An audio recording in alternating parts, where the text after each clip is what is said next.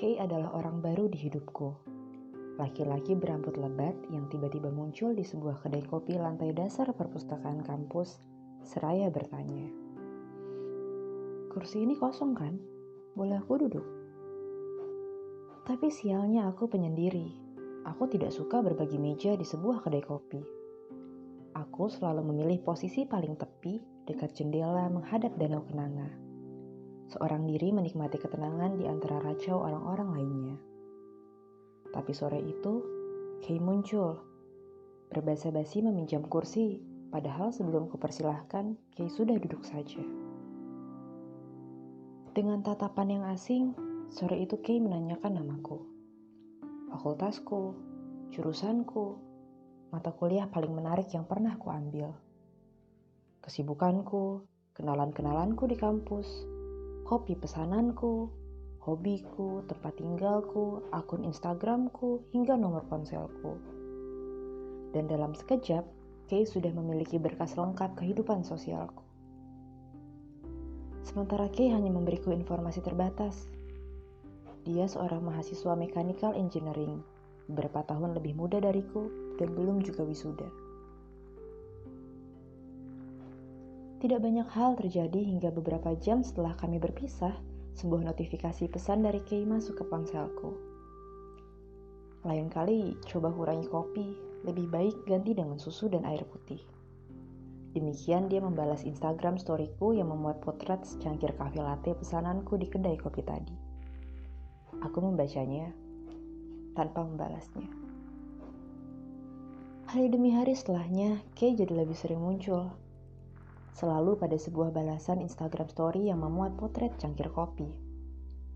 Kay selalu mengirimkan pesan dengan pilihan kalimat yang ceria, berbeda maksimal dengan ekspresi wajahnya yang sering kali datar. Aku merekam ekspresi itu di kepalaku. Kurasa kendali dirinya begitu besar, sampai-sampai dia sanggup menyembunyikan kerutan-kerutan bahagia di sudut bibir dan matanya, sesuatu yang dahulu barangkali sering singgah di wajahnya, yang kini kian samar entah karena apa. Aku mungkin sok tahu tentangnya. Beberapa hari kemudian, pada suatu sore yang hampir serupa dengan waktu kali pertama aku bertemu Kay, sekali lagi notifikasi pesan dari Kay muncul di ponselku. Sebuah ajakan pertemuan yang entah bagaimana caranya membuat jantungku berdegup dengan irama yang agak berbeda dari biasanya. Aku memang tidak terbiasa memenuhi ajakan pertemuan dari orang lain, apalagi kali ini Kay adalah orang yang baru saja ku kenal. Kay masih asing, tapi aku paham, degup ini bukan sebuah indikasi tidak nyaman. Sebaliknya, reaksi tubuhku otonom mencari keberadaan Kay. Sebuah pertemuan, tentu saja, iya. Kamu kalau suka susu, kenapa nggak minum susu aja sih? Kopi itu nggak baik untuk kesehatanmu. Kamu masih muda, jangan kecanduan kafein deh. Ujar Kay agak ketus sambil memandang lurus ke mataku. Meski Kay adalah yang paling berisik mengingatkanku untuk mengurangi konsumsi kopi, tapi Kay tidak menolak saat aku memilih kedai kopi favoritku sebagai lokasi pertemuan kedua kami. Ku bilang padanya, aku sering datang ke sana sampai-sampai baristanya hafal minuman apa yang akan kupesan. Dan Kay, persis dengan pertemuan pertama, memesan es coklat sedikit gula. Aku paham. Meski kalimatnya ketus, Kay bukannya marah. Kay hanya peduli. Kurasa dirinya tipikal laki-laki keras kepala dan caranya memperhatikan orang lain adalah dengan menunjukkan apa-apa saja yang baik dan tidak baik dilakukan secara teknis. Apalagi setelah menyelesaikan kalimatnya, Kay beranjak pergi dan beberapa waktu kemudian dia kembali membawakanku susu kotak kemasan rasa vanila. Begitu saja. Aku tidak bisa bereaksi apa-apa selain penasaran dengan isi kepala Kay. Kay adalah orang baru di hidupku, tapi pertemuan dengannya adalah hal paling ajaib.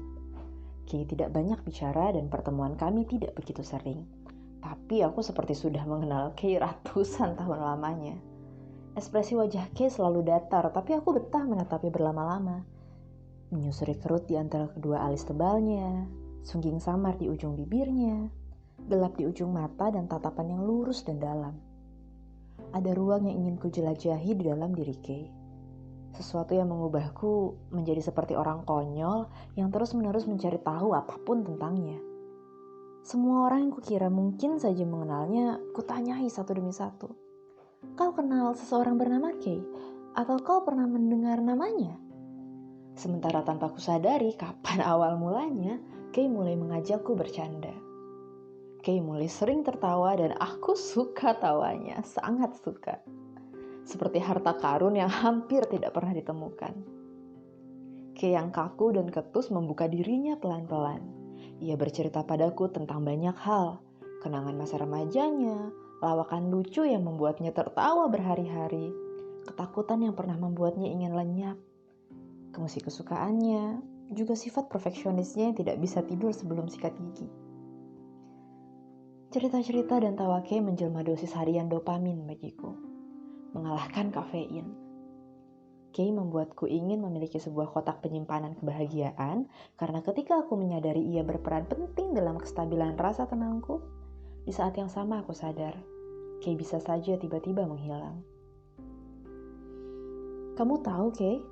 Kurasa kamu punya sebuah kekuatan super yang bisa membuatku menuruti semua kata-katamu. Sejak kamu bilang aku harus mengganti kopi dengan susu dan air putih, selama seminggu penuh aku tidak minum kopi. Ketika kamu bilang aku harus makan teratur 3 kali sehari supaya tidak melulu kecil, aku jadi menyimpan persediaan makanan lebih banyak. Dan berat badanku sekarang naik 3 kilo. Kay diam, dan dia membalas. Kalau aku bilang aku tidak akan meninggalkanmu, dan sesering apapun aku pergi, aku berjanji akan tetap datang lagi. Kamu percaya? Aku ingin percaya. Meski ternyata sehari setelahnya, Kay menghilang.